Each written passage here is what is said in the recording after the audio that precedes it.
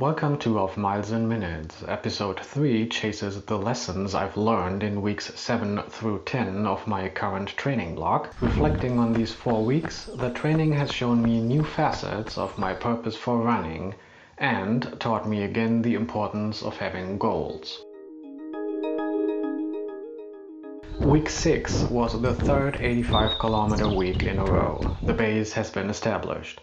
I felt good. Time to drop the hammer just a tiny bit for the first speedier week. Let's have a look. Carefully increasing volume and intensity. That was the goal for the week. 2 steady-paced easy runs, 2 workouts, and 1 slow long run. 96 kilometers stood at the end of the week. Despite some troubles during the long run, this week proved again that running has become my happy place. A place that keeps my mental health balanced. Pushing intensity means one of the workouts gets shorter but faster. 400s for this first week, 10 of them. Feeling the warm-up and cool-down paces dropping real close to what I enjoyed before my break in 2020 made me smile. Pressure can get high when chasing past fitness levels. Best to keep those comparisons at bay and focus on the here and now. That's often easier said than done though. Suffice it to say, feeling and seeing that base fitness I used to enjoy that up close felt great. That's the trend continued by the second workout. Slower but longer. Focus on race pace and aerobic endurance. I only decided on 5 by mile to save some fuel for the long run. Easy but farther than ever before. I summarized the fairly evenly paced 5 miles and the 21 kilometers in total with 3 healthy words. Solid, productive, happy. I had one particular route on my to-do list for a while.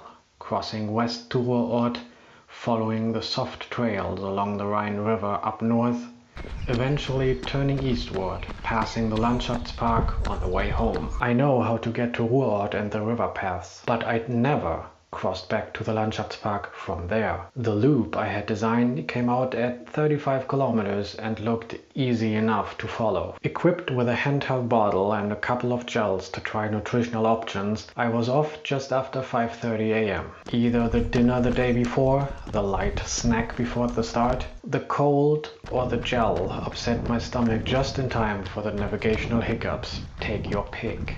Needing a bathroom when you have to figure out how to get home isn't, let's say, ideal. The confusing network of bike trail signage got me stranded a couple of miles in the opposite direction. Farther from home instead of closer, running in a circle at one time. I reached the Landschaftspark eventually and ended the run just a touch over 35 kilometers, relying on the family taxi to make it home. Despite all of that, I felt and later saw very promising progress. I could have done without the wrong directions and definitely without the GI worries, but the week in particular this run demonstrated that pushing myself out of my comfort zone is a purpose for running I do enjoy.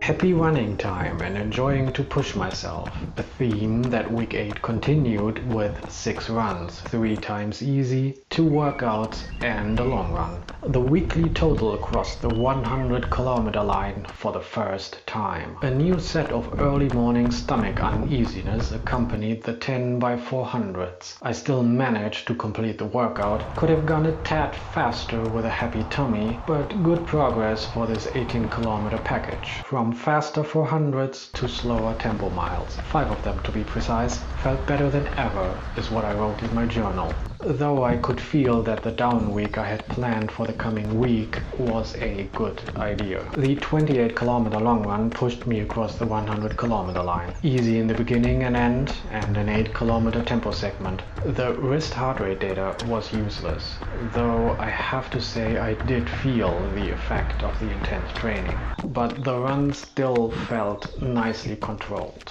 All's well. I also solved the navigational conundrum from last Sunday. Ran in reverse direction to the point where things started to go wrong. I had made a right turn where I should have gone straight for another 100 meters or so. That's what following the signs gets you. Before I continue with more training commentary, let's have a look at goals. Running happy and enjoying the gentle pushes seems like a good time for that. The long-term goal for the marathon is simple: the fastest time I can achieve with the resources I have at hand. Now, let's break that down a little. Aiming high is the way to go, knowing fully well that there might be bumps in the road, adjustments, and several smaller goals that eventually lead to a satisfying checkmark for any ambitious goal, in running as much as in life in general. A dream would be to break 3. That is to say, I hope one day I can accomplish a marathon in under 3 hours. I'm still a fairly new runner, so I'm building up to this. Let's see if it's achievable and what it's going to take to get there. This block and first time trial is designed as a first step in that direction. The plan was to aim for a time around the 3 hour and 15-minute mark,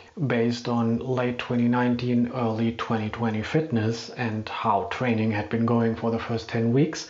That should have been a realistic goal. As of the time of recording this, I'm in week 15. The last few weeks have been a good bit bumpier than hoped. No real injury, but enough to force some adjustments. Based on how the next few workouts go, I might extend the block a bit.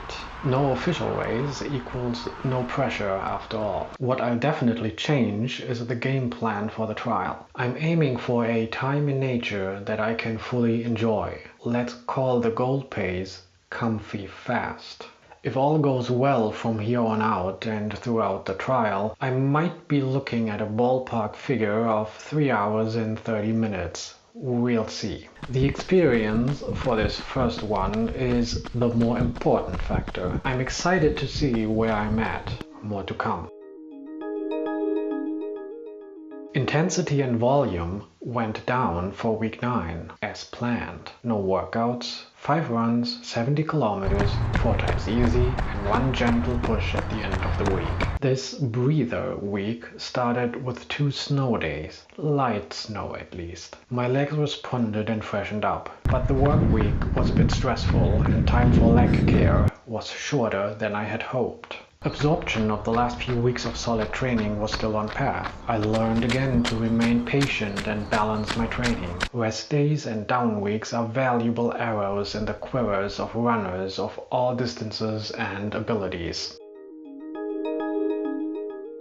Week 10 signaled me that achieving a healthy balance in an ambitious running training block can be tricky. The week ended up being a 3-run week with 60 kilometers. The rest I substituted with the bike.